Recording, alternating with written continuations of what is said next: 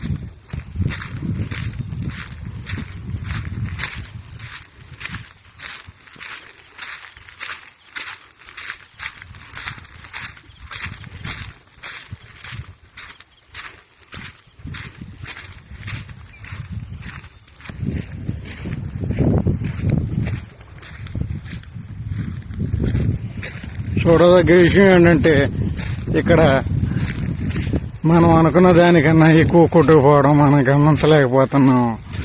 ఎందుకంటే ముత్యాధర పెద్దం చేయనికేనండి అక్కడ వరకే అనుకున్నాం, ముత్తపేరు గిట్టుబాటుకి అనుకున్నాం.